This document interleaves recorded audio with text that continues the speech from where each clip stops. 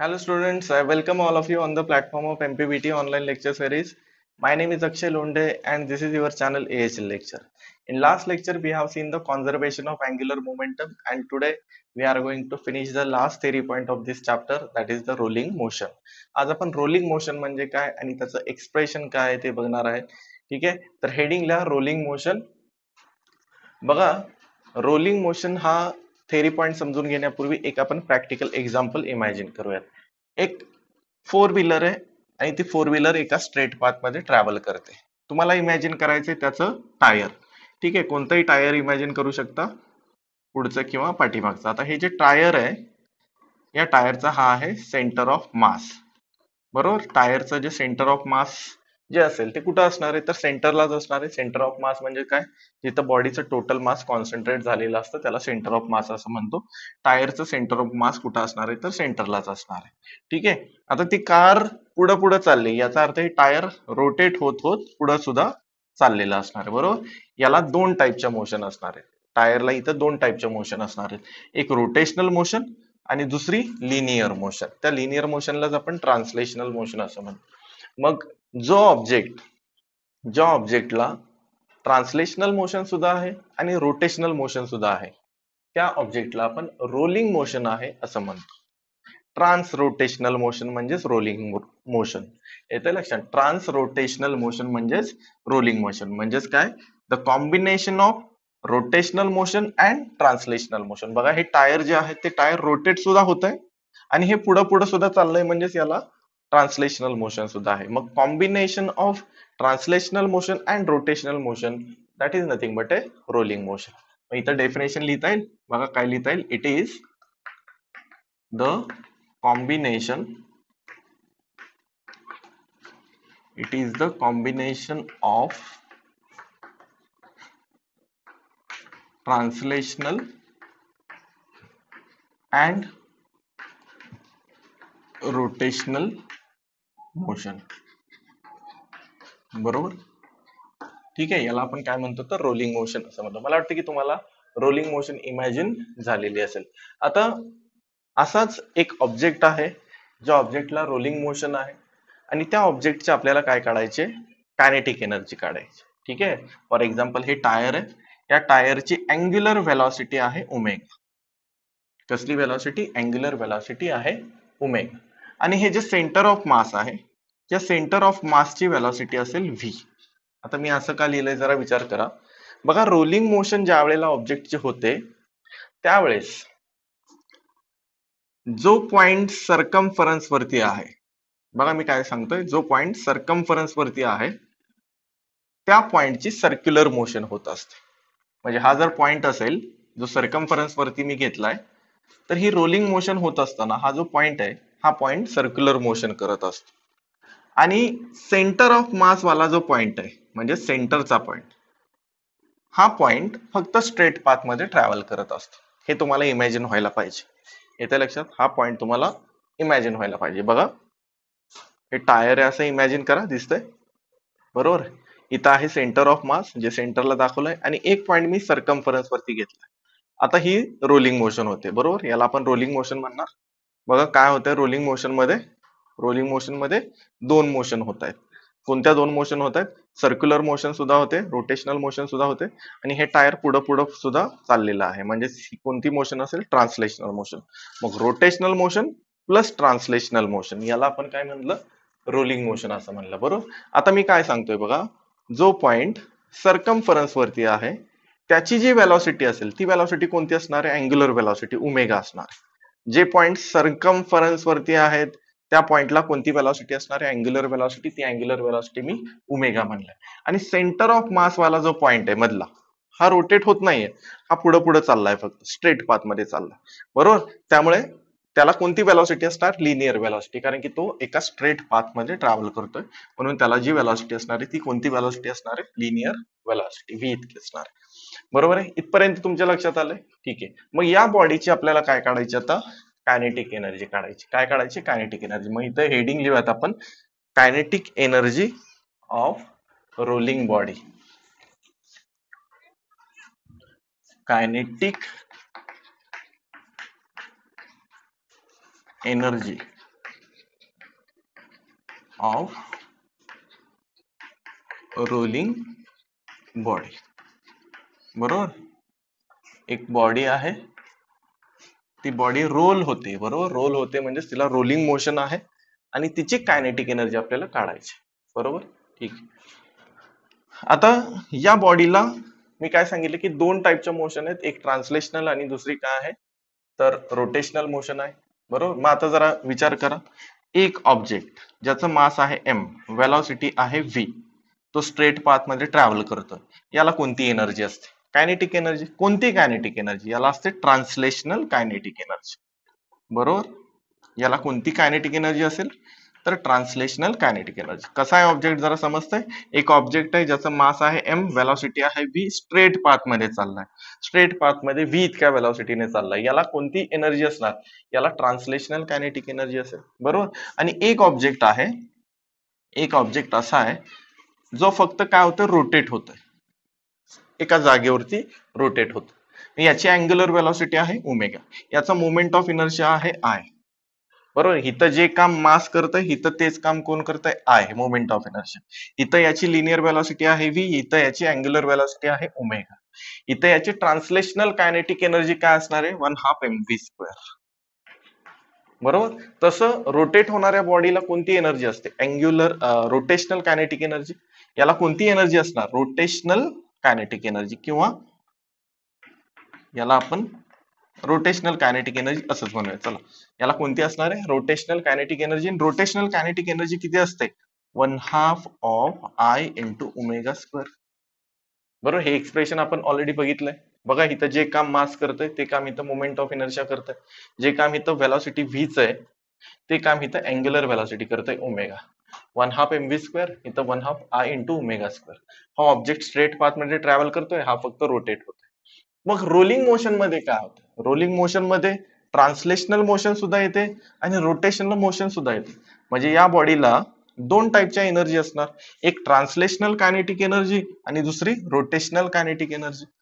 बरोबर, rolling motion मध्ये जी kinetic energy असणार आहे ती कायनेटिक एनर्जी किती असणार आहे तर translational kinetic energy plus rotational kinetic energy, कारण की इथं बॉडी स्ट्रेट पाथ मध्ये सुद्धा चालले आणि रोटेट सुद्धा होते. बरोबर, म्हणून हिला दोन टाईपच्या कायनेटिक एनर्जी असणार आहे, एक ट्रान्सलेशनल कायनेटिक एनर्जी आणि दुसरी रोटेशनल कायनेटिक एनर्जी. म्हणून इथं आपण असं म्हणू शकतो, बघा इथं आपण काय लिहिता येईल किंवा काय लिहू शकतो, बघा इथं आपण असं लिहूयात, दिस ऑब्जेक्ट, किंवा असं लिहूयात, the object which possess rolling motion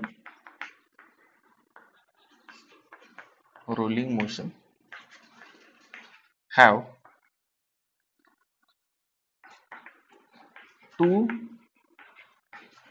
types of kinetic energy. बरोबर, फर्स्ट ट्रान्सलेशनल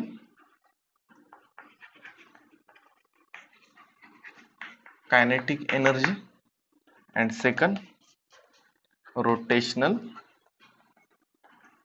कायनेटिक एनर्जी. बरोबर, मग या बॉडीची जी टोटल कायनेटिक एनर्जी असेल ती काय असणार तर समेशन असणार आहे translational kinetic energy plus rotational kinetic energy. बरोबर, यांची समेशन म्हणजे total kinetic energy of this body. म्हणजे इथं आपण लिहू शकतो therefore total kinetic energy of a body is sum of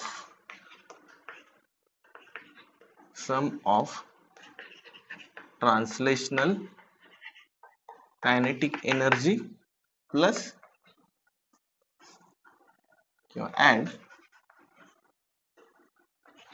rotational kinetic energy. बरोबर, बस आपल्याला एवढं जर कळालं तर याच्यावरून पुढचं एक्सप्रेशन आपल्याला लगेच लक्षात येईल. बघा, इथं काही पॅरामीटर आपण लिहूयात जे या बॉडीच्या रिलेटेड आहे. ठीक आहे, बघा काय काय लिहिता येईल. लेट एम काय असेल तर त्या बॉडीचं मास, इथं लिहूयात mass of body. Okay, V काय आहे व्ही काय लिनियर व्हेलॉसिटी. आता लिनियर व्हेलॉसिटी कुणाला मी सांगितलं, लिनियर व्हेलॉसिटी फक्त सेंटर ऑफ मासला, कारण की सेंटर ऑफ मास जे आहे ते centre of mass straight path मध्ये ट्रॅव्हल करत आहे, बरोबर. जे पॉइंट सर्कम्फरन्स वरती आहेत ते पॉइंट सर्क्युलर मोशन करतायत, बरोबर. आणि जो पॉइंट सेंटरला आहे म्हणजे सेंटर ऑफ मास तो फक्त स्ट्रेट पाथ मध्ये ट्रॅव्हल करतोय. मग स्ट्रेट पाथ मध्ये ट्रॅव्हल करणाऱ्या सेंटर ऑफ मासला जी व्हेलॉसिटी आहे ती व्हेलॉसिटी कसली असणार आहे, लिनियर व्हेलॉसिटी. म्हणजे इथं लिहू शकतो V is linear velocity of centre of मास. ठीक आहे, तुम्ही सेंटर ऑफ मास असं पूर्ण लिहा. ठीक आहे. ओमेगा काय आहे, omega is the angular velocity of body, बरोबर. अँग्युलर व्हेलॉसिटी ऑफ बॉडी, त्या बॉडीची अँग्युलर व्हेलॉसिटी, बरोबर. हे रोटेट सुद्धा होतंय ना, या पार्टिकलला जी व्हेलॉसिटी आहे ती व्हेलॉसिटी म्हणजेच अँग्युलर व्हेलॉसिटी ओमेगा. ठीक आहे, ओके. पुढं के काय असणार आहे, के आठवतं radius of gyration. Radius of gyration म्हणजे असं डिस्टन्स ज्या डिस्टन्स वरती बॉडीचं टोटल मास कॉन्सन्ट्रेट झालेलं असतं त्याला आपण रेडियस ऑफ गायरेशन के असं म्हणतो. मग के इज रेडियस ऑफ गायरेशन, बरोबर. लेक्चर नंबर 18 मध्ये आपण रेडियस ऑफ गायरेशन बघितलं होतं. ठीक आहे. पुढं आय काय असेल, I is the moment of inertia. कुणाचं, तर त्या बॉडीचा, किंवा moment of inertia of centre of मास म्हणलं तरी सुद्धा चालेल. आपण रेडियस ऑफ गायरेशन मध्ये शिकलो होतो की जिथं बॉडीचं टोटल मास कॉन्सन्ट्रेट झालेलं असतं त्या सेंटर ऑफ मासचा moment of inertia I is equal to M K square असतो, आणि बॉडीचा moment of inertia I is equal to M R square असं म्हणतो आपण. आणि हे दोन्ही सुद्धा कसे असतात, तर इक्वल असतात. मग I is equal to M K square लिहिलं तरी सुद्धा चालेल, I is equal to M R square असं लिहिलं तरी सुद्धा चालतं. ठीक आहे. सो आय काय आहे, आय म्हणजेच moment of inertia of body. ठीक आहे. अच्छा, आर काय लिहिता येईल, R is the radius, R is radius of body. ठीक आहे. बस एवढ्या बेसिक गोष्टी आपल्याला माहिती असायला पाहिजेत. बरं, मग आता टोटल कायनेटिक एनर्जी आपण काढू शकतो की नाही. Total kinetic energy of this body which is having a rolling motion, बरोबर. ही बॉडी कशी आहे, रोलिंग मोशन करते आणि हिची आपल्याला काय काढायची आहे, तर टोटल कायनेटिक एनर्जी काढायची. म्हणजे इथं आपण लिहू शकतो देअरफॉर टोटल कायनेटिक एनर्जी, किंवा असं लिहूयात आपण total kinetic energy is equal to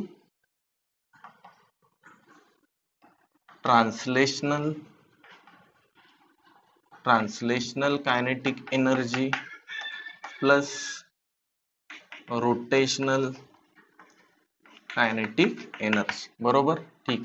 मग टोटल कायनेटिक एनर्जी म्हणजेच काय, तर समेशन आहे translational kinetic energy plus rotational kinetic energy, बरोबर. मग ट्रान्सलेशनल कायनेटिक एनर्जी म्हणजेच इथं स्ट्रेट पाथ मध्ये कोण चाललंय, हे व्हील चाललंय, बरोबर आहे. पण इथं पोझिशन कोणाची चेंज होत नाहीये, तर सेंटर ऑफ मासची. सेंटर ऑफ मासला व्हेलॉसिटी व्ही आहे, बरोबर. त्यामुळे सेंटर ऑफ मास वाल्या ह्या पॉइंटची जी कायनेटिक एनर्जी असेल ती कायनेटिक एनर्जी म्हणजे ट्रान्सलेशनल कायनेटिक एनर्जी. बघा सेंटर ऑफ मासची व्हेलॉसिटी किती आहे, व्ही. त्यामुळे या ठिकाणी लक्षात ठेवा आपण ट्रान्सलेशनल कायनेटिक एनर्जी काय लिहू शकतो या सेंटर ऑफ मासची किंवा त्या बॉडीची, तर 1/2 m इंटू व्ही स्क्वेअर असं लिहू शकतो. Where m is the mass of this body, v is the velocity of this centre of mass. कसली वेलॉसिटी, तर linear velocity. Plus rotational kinetic energy लिहिता येईल. रोटेशनल कायनेटिक एनर्जी मी आताच लिहिली होती 1/2, बरोबर. सोपं आहे. बघा रोटेशनल कायनेटिक एनर्जी याच्यावरून सुद्धा तुम्ही इमॅजिन करू शकता. मी सांगितलं होतं की ट्रान्सलेशनल मध्ये जे काम मास करतं ते काम रोटेशनल मध्ये मोमेंट ऑफ इनर्शिया करतं. सो आय इथं व्हेलॉसिटी व्ही आहे, इथं अँग्युलर व्हेलॉसिटी ओमेगा आहे म्हणजेच ओमेगा स्क्वेअर, बरोबर आहे. ठीक आहे. आता जरा बघा पुढे, आता पुढे बघा इथं लिहिता येईल आपल्याला total kinetic energy is equal to, total kinetic energy is equal to हे 1/2 mv स्क्वेअर आहे असंच, बरोबर. प्लस हे 1/2 into what is I, I is the moment of inertia of this body. मी आताच सांगितलं की या बॉडीचा मोमेंट ऑफ इनर्शिया आणि या सेंटर ऑफ मासचा मोमेंट ऑफ इनर्शिया कसा असणार आहे तर सेम असणार आहे बरोबर. म्हणजे so I is equal to आपण एम के स्क्वेअर असं लिहू शकतो की नाही, m K square where k is radius of gyration बरोबर, किंवा I is equal to M R square. दोन्ही फॉर्म्युले लक्षात ठेवा या बॉडीच्या मोमेंट ऑफ इनर्शियाचेच आहे. सो आपण काय लिहू शकतो, I is equal to M K square असं लिहू शकतो बरोबर. आय काय, I is the moment of inertia of this body. या बॉडीचा मोमेंट ऑफ इनर्शिया काय, I is equal to M K square. जो मोमेंट ऑफ इनर्शिया आहे तो मोमेंट ऑफ इनर्शिया मी रेडियस ऑफ गायरेशनच्या फॉर्म मध्ये लिहिलाय, बस वेगळं काही केलेलं नाही बरोबर. ठीक, इंटू ओमेगा आहे. तर ओमेगा ची व्हॅल्यू काय असेल जरा विचार करा रे. ओमेगाची व्हॅल्यू जसं इथं आपण बघा, इथं इथं मी लिहितो आय इज इक्वल टू काय आहे एम इंटू के स्क्वेअर. ठीक आहे, त्याचप्रमाणे आपल्याला माहिती आहे व्ही इज इक्वल टू काय असतो, आर इंटू ओमेगा असतो बरोबर. बघा मी ओमेगाची व्हॅल्यू सबस्टिट्यूट करणार आहे आणि आपल्याकडे रिलेशन आहे V is equal to R omega. याच्यावरून ओमेगाची व्हॅल्यू काय येईल, omega is equal to v upon r, v upon r. ही ओमेगाची व्हॅल्यू मी इथं सबस्टिट्यूट केली तर काय होणार आहे, v square upon R square, v square upon R square बरोबर का. का कारण की इथं इथं स्क्वेअर आहे, स्क्वेअर असल्यामुळे V square upon R square असं येईल बरोबर.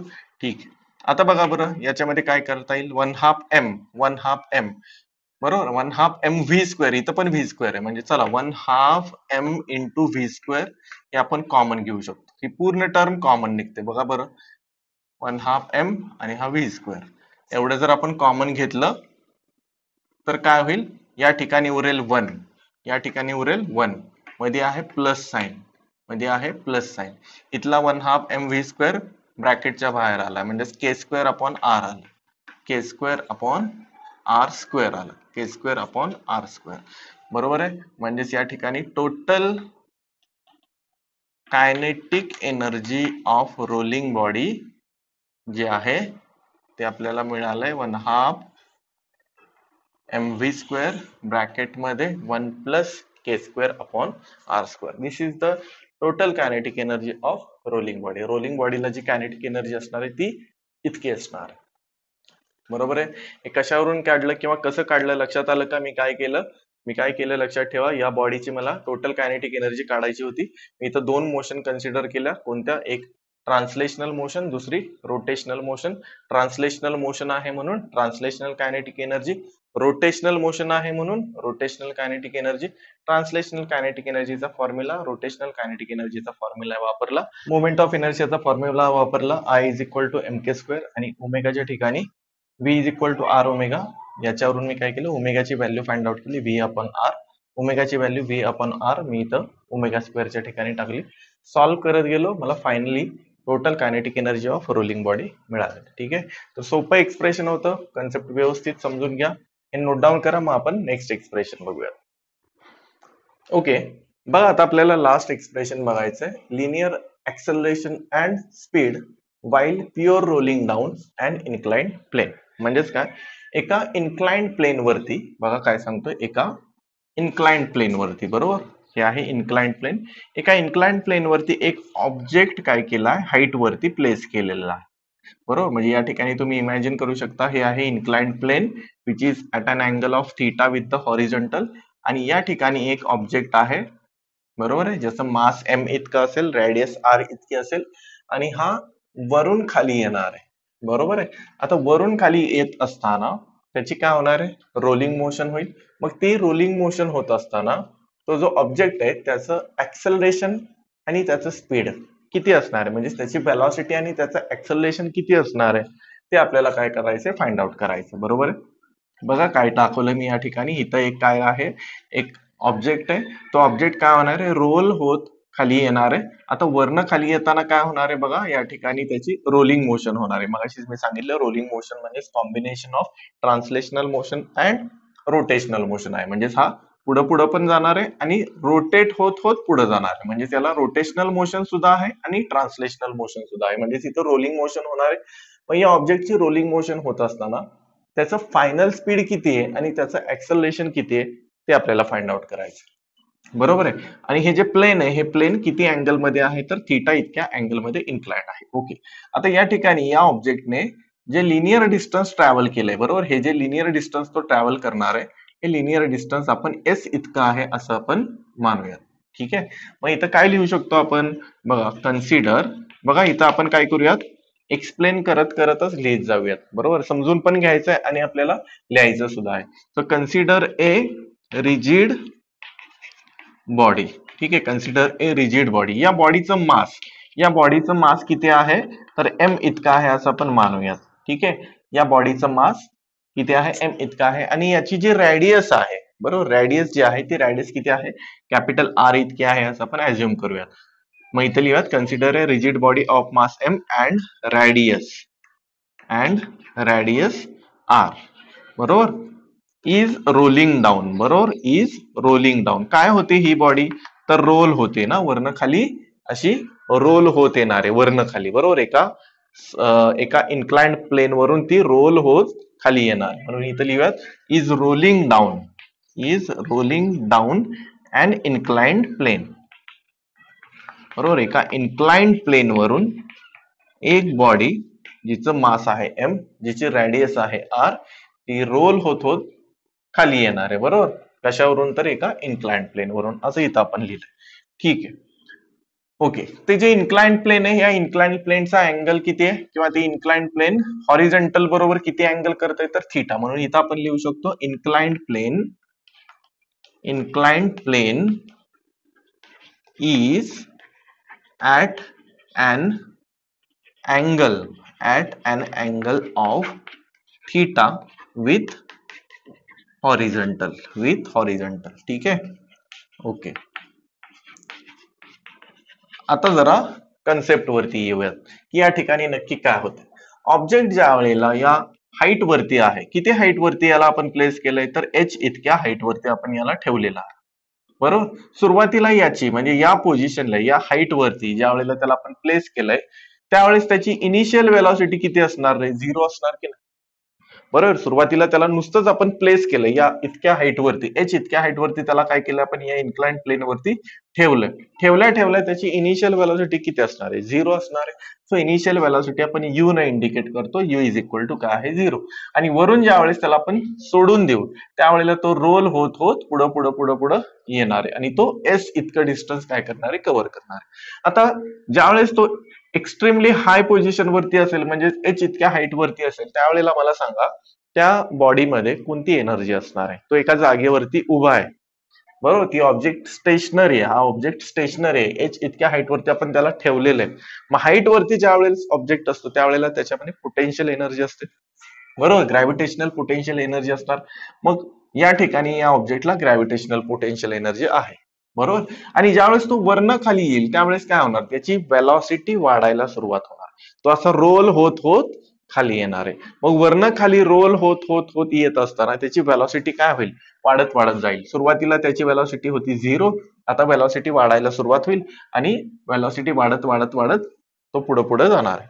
मग वेलॉसिटी जशी त्याची वाढत जाईल तसं त्याची काय होणार, कायनेटिक एनर्जी वाढेल, कारण वेलॉसिटी वाढली की कायनेटिक एनर्जी वाढते आपल्याला माहिती आहे. बरोबर आहे, म्हणजे कायनेटिक एनर्जी वाढायला सुरुवात होईल. याचा अर्थ काय की पोटेन्शियल एनर्जीचं कन्व्हर्जन कायनेटिक एनर्जी मध्ये या ठिकाणी होत असतं. एखादा ऑब्जेक्ट ज्या वेळेसला हाईट वरून रोल होत होत खाली येतो त्यावेळेला काय होतं की पोटेन्शियल एनर्जीचं कन्व्हर्जन कशामध्ये होतं तर कायनेटिक एनर्जी मध्ये होतं. बरोबर, म्हणजे इथं आपण लिहू शकतो हिअर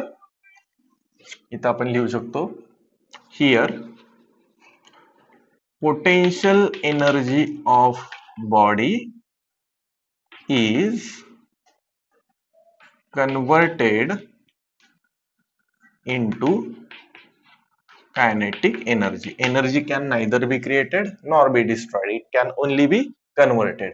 इथं असताना त्याच्यामध्ये असणारे पोटेन्शियल एनर्जी, वरून खाली येताना पोटेन्शियल एनर्जीचं कन्व्हर्जन काय होणार आहे कायनेटिक एनर्जी मध्ये होणार. बरोबर, पोटेन्शियल एनर्जी कशी लक्षात ठेवणार, ज्यावेळेस ऑब्जेक्ट हाईट वरती असतो त्यावेळेला त्याच्यात पोटेन्शियल एनर्जी असते आणि ज्यावेळेस ऑब्जेक्ट मोशन मध्ये असतो त्यावेळेला त्याच्यामध्ये कोणती एनर्जी असते, कायनेटिक एनर्जी. मग इथं पोटेन्शियल एनर्जी आहे आणि वरनं खाली येताना पोटेन्शियल एनर्जीचं कन्व्हर्जन कायनेटिक एनर्जी मध्ये होणार, बरोबर. म्हणजेच आता या ठिकाणी आपल्याला फाइंड आउट करायचंय व्हेलॉसिटी आणि ऍक्सलरेशन. पण त्यापूर्वी आपण काय करणार आहे, पहिल्यांदा आपण काय करूयात, याची टोटल कायनेटिक एनर्जी काढूयात. या रोलिंग बॉडीची कायनेटिक एनर्जी आपण मगाशीच फाइंड आउट केली होती, मगाशीच आपण त्याचं एक्सप्रेशन बघितलंय, ते परत एकदा याच्यामध्ये येणार आहे. मग इथं आपण काय करूयात, पहिल्यांदा कायनेटिक एनर्जी आणि नंतर पोटेन्शियल एनर्जी काय करूयात, लिहूयात. ठीक आहे, मग इथं लिहूयात द कायनेटिक एनर्जी किंवा total kinetic energy of rolling body is, बरोबर. आता मगाशीच आपण बघितले होतं की टोटल कायनेटिक एनर्जी जी असते रोलिंग बॉडीची, ती समेशन असते. कशाची समेशन असते, तर ट्रान्सलेशनल कायनेटिक एनर्जी, बरोबर, ट्रान्सलेशनल कायनेटिक एनर्जी आणि प्लस काय असते, रोटेशनल कायनेटिक एनर्जी, यांची समेशन असते. रोटेशनल कायनेटिक एनर्जी यांची समेशन, बरोबर. Translational kinetic energy plus rotational. Object काय होतोय, रोटेट सुद्धा होतोय, बरोबर. रोटेट होत होत होत पुढे पण चाललाय, म्हणजे रोटेशनल मोशन तर आहेच, प्लस पुढे पुढे पण चाललाय, म्हणजे ट्रान्सलेशनल मोशन पण आहे. म्हणून त्या बॉडीला ट्रान्सलेशनल कायनेटिक एनर्जी पण आहे आणि रोटेशनल कायनेटिक एनर्जी सुद्धा आहे. मग ट्रान्सलेशनल कायनेटिक एनर्जी आपण कशी लिहिणार, translational kinetic energy 1/2 of m into V square, बरोबर. एम म्हणजेच काय, m is the mass of this object. V म्हणजेच काय, v is nothing but a linear velocity of centre of mass, बरोबर. Centre of mass straight path मध्ये travel करत आहे, बरोबर. एम व्ही स्क्वेअर किंवा 1/2 mv स्क्वेअर म्हणजेच काय, त्या बॉडीची ट्रान्सलेशनल कायनेटिक एनर्जी, बरोबर. प्लस रोटेशनल कायनेटिक एनर्जी किती असणार आहे, रोटेशनल कायनेटिक एनर्जी त्या बॉडीची 1/2 of mass is replaced by moment of inertia, V is replaced by omega, बरोबर. मगाशीच आपण बघितलं. ठीक आहे, ओके. पुढं 1/2 of m into V square plus 1/2 of moment of inertia of this body, या बॉडीचा moment of inertia I is equal to आपण रेडियस ऑफ गायरेशनच्या फॉर्म मध्ये कसं लिहिणार, एम के स्क्वेअर, बरोबर. आणि ओमेगाची व्हॅल्यू कशी काढली होती आठवा, V is equal to R omega होतं, याच्यावरून ओमेगा इज इक्वल टू काय मिळालं आपल्याला, व्ही अपॉन आर, बरोबर. मग या ठिकाणी आपण डायरेक्ट व्हॅल्यू टाकूयात, आय इज इक्वल टू काय, एम के स्क्वेअर, बरोबर. इथं लिहिता येईल आपल्याला एम के स्क्वेअर इंटू ओमेगा स्क्वेअर काय असणार आहे, ओमेगा स्क्वेअर म्हणजे v square upon R square, v square upon R square, बरोबर. याच्यामध्ये 1/2 एम व्ही स्क्वेअर आणि 1/2 ऑफ एम आणि व्ही स्क्वेअर एवढं काय करूयात आपण कॉमन घेऊयात. मग काय आलं होतं बघा, 1/2 of M V square common घेतलं तर इथं उरणार आहे 1, इथं उरणार आहे प्लस, प्लस साइन आहे असं, आणि काय उरलंय बघा बरं, M sorry K square upon R square, K square upon R square, बरोबर. हे काय मिळालं आपल्याला, हे मिळालं total kinetic energy of this rolling body, या बॉडीची कायनेटिक एनर्जी, बरोबर. हे मगाशीच आपल्याला मिळालं होतं. बरं, याला आपण काय म्हणूयात, इक्वेशन नंबर 1 म्हणूयात. ठीक आहे. आता हा ऑब्जेक्ट ज्या वेळेला हाईट वरती आहे त्यावेळेला त्याला कोणती एनर्जी, मी सांगितलं की पोटेन्शियल एनर्जी आहे, म्हणजे तिथं आपण काय लिहूयात, पोटेन्शियल एनर्जी ऑफ बॉडी, त्या बॉडीची पोटेन्शियल एनर्जी किती असते, पोटेन्शियल एनर्जी आपल्याला माहिती आहे एम जी इंटू एच. ही कसली पोटेन्शियल एनर्जी आहे, potential energy due to gravity आहे, म्हणून याला आपण ग्रॅव्हिटेशनल पोटेन्शियल एनर्जी आहे असं आपण म्हणतो, बरोबर. So potential energy of body is M G H आहे, बरोबर. आणि हीच पोटेन्शियल एनर्जी या कायनेटिक एनर्जी मध्ये कन्वर्ट होते, म्हणून आपण काय लिहू शकतो बघा, equation 2 is equal to equation 1 म्हणू शकतो, कारण की या एनर्जीचं या एनर्जी मध्ये कन्वर्जन होतंय, म्हणजेच mgh is equal to this equation, बरोबर. मग इथं आपण लिहू शकतो इक्वेटिंग इक्वेशन 2 and 1 इथं लिहितो. Therefore equating equation 2 and 1. ठीक आहे. मग काय लिहिता येईल बघा, mgh इज इक्वल टू काय लिहिता येईल, 1/2 mv square 1/2 of capital M लिहा इथं, कॅपिटल एम. ठीक आहे. 1/2 of M V square bracket मध्ये 1 प्लस के स्क्वेअर अपॉन आर स्क्वेअर असं आलं. ठीक आहे. अच्छा, बरोबर. अशी व्हॅल्यू मिळाली. बघा इकडं एम आणि एम काय होतोय, कॅन्सल होतोय, एम आणि एम कॅन्सल होतोय. ठीक आहे. बर, काय उरलंय मग इथं, g h is equal to V square बरोबर अपॉन 2 आणि ब्रॅकेट मध्ये काय 1 प्लस के square upon R square. Okay, आता आपल्याला काय फाइंड आउट करायचं बघा, याच्यावरून आपण व्ही फाइंड आउट करू शकतो. व्ही म्हणजेच काय, v is nothing but A final velocity of this object. Initial velocity तर 0, वरनं खाली येत असताना वेलॉसिटी वाढत वाढत जाईल आणि त्याची फायनल वेलॉसिटी असेल व्ही. ती फायनल वेलॉसिटी आपल्याला मिळू शकते बरोबर. व्ही एका बाजूला ठेवूयात, 2 पहिल्यांदा इकडे आणूयात, 2gh डिवाइड बाय हा ब्रॅकेट येईल. म्हणजेच काय येते बघा, V square is equal to 2gh divide by इथं काय येणार आहे 1 प्लस के स्क्वेअर अपॉन आर स्क्वेअर. असं येईल. दोन्ही बाजू स्क्वेअर रूट काढता येईल, म्हणजेच आपल्याला फायनल व्हेलॉसिटी मिळेल त्या रोलिंग ऑब्जेक्टची. V is equal to under root मध्ये बरोबर, पूर्ण टर्म अंडर रूट मध्ये जाणार आहे 2gh upon 1 plus K square upon R square. 2gh upon 1 plus k square upon r square. This is the final velocity of rolling object. इथं लिहू शकता, this is final velocity of rolling object. बरोबर. Okay, समजलं कसं find out केलं. बस आपण काय केलं इथं, त्याची टोटल कायनेटिक एनर्जी काढली त्या रोलिंग बॉडीची, पोटेन्शियल एनर्जी काढली, पोटेन्शियल एनर्जीचं कन्व्हर्जन कायनेटिक एनर्जी मध्ये होतं, त्यामुळे दोन्ही इक्वेट केले, मासला मास काय झालं कॅन्सल झालं आणि आपल्याला व्हेलॉसिटी मिळाली बरोबर. आता काय फाइंड आउट करायचं, ऍक्सेलरेशन. बर, आता बॉडीला ऍक्सेलरेशन असणार आहे का, असणार का असणार आहे ऍक्सेलरेशन. व्हेलॉसिटी वाढत वाढत जाते म्हणजे चेंज होते, व्हेलॉसिटी चेंज होत असेल तर बॉडीला काय असते, ऍक्सेलरेशन असते आपल्याला माहित. म्हणजे इथं आपल्याला काय काढायचं आहे आता, या बॉडीचं ऍक्सेलरेशन. ते कसलं ऍक्सेलरेशन असेल, आपण कसली व्हेलॉसिटी फाइंड आउट केली, लिनियर व्हेलॉसिटी. मग ऍक्सेलरेशन कसलं असणार आहे, लिनियर ऍक्सेलरेशन ए फाइंड आउट करायचं आपल्याला. कसं फाइंड आउट करता येईल आपल्याला लिनियर ऍक्सेलरेशन, कायनेमॅटिक इक्वेशन वापरून आपण फाइंड आउट करू शकतो. मग इथं लिहूयात बाय कायनेमॅटिक इक्वेशन. तर कायनेमॅटिक इक्वेशन 3 आहेत, त्याच्यामध्ये 2 इक्वेशन असे आहेत जे टाइमच्या रिलेटेड आहेत बरोबर. पण इथं आपण टाइम बद्दल काहीच डिस्कशन केलेलं नाहीये, म्हणजे टाइम नसलेलं कायनेमॅटिक इक्वेशन कोणतं आहे बघा, आठवतंय पहिलं equation, V square is equal to U square plus 2as बरोबर. V square is equal to U square plus 2as. Object कसा आहे, स्ट्रेट पाथ मध्ये चाललाय.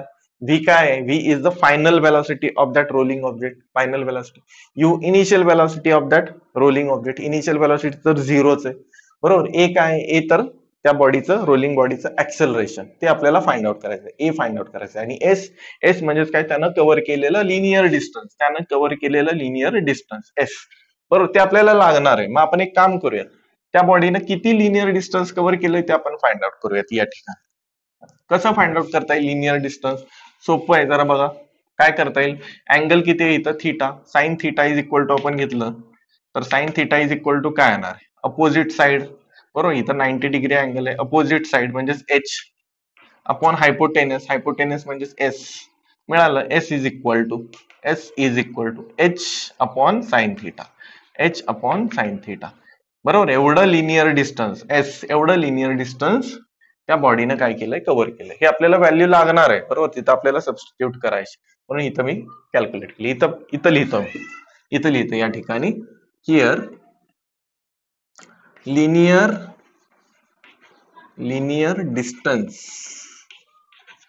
Distance covered by object. किती लिनियर डिस्टन्स कव्हर केलं इथं आपण डायरेक्ट लिहूया बघा. इथं लिहितो S is equal to H upon sine theta बरोबर. हे आता आपल्याला पुढे लागणार आहे, S is equal to H upon sine theta. ठीक आहे, बघा आपल्याला फाइंड आउट करायचं आहे ऍक्सेलरेशन. ही टर्म एका बाजूला ठेवूयात, यू स्क्वेअरला आपण इकडच्या बाजूला पाठवूयात. म्हणजे काय मिळेल, 2as is equal to V square minus U square बरोबर. असंच होईल, यू स्क्वेअर या बाजूला आणल्यानंतर काय होणार आहे, मायनस होणार. ठीक आहे, व्हॅल्यू टाकता येईल आता आपल्याला बघा बरं. 2 इंटू ए, एस ची व्हॅल्यू, एस किती आहे बघा बरं, एच अपॉन साइन थिटा. ठीक आहे, पुढं व्ही स्क्वेअर व्ही स्क्वेअरची व्हॅल्यू बघा बरं, व्ही इज इक्वल टू एवढी व्हॅल्यू आणि इथंच आली आहे बघा व्ही स्क्वेअरची value, v square is equal to 2gh upon ब्रॅकेटमध्ये 1 प्लस के स्क्वेअर अपॉन आर स्क्वेअर. ही आहे अशी व्हॅल्यू व्ही स्क्वेअरची उचलूयात आणि याच्या ठिकाणी टाकूयात. आणि यू ची व्हॅल्यू, इनिशियल व्हॅलोसिटी किती, इनिशियल व्हॅलोसिटी बॉडीची 0च आहे, म्हणजे डायरेक्ट आपण काय करूयात आता व्ही स्क्वेअरची ही व्हॅल्यू इथे लिहूयात, 2gh अपॉन 1 प्लस के स्क्वेअर अपॉन आर स्क्वेअर असं येईल बरोबर. आणि मायनस मायनस काय आहे 0 बरोबर, -0 बरोबर. का लिहिलं 0, कारण की इनिशियल व्हॅलोसिटी किती आहे 0 बरोबर. काय काय कॅन्सल होतंय जरा बघा बरं, इथं 2 आणि 2 कॅन्सल होईल बरोबर, 2 या बाजूला जाईल डिवाइडेड, 2 ला 2 कॅन्सल झाला.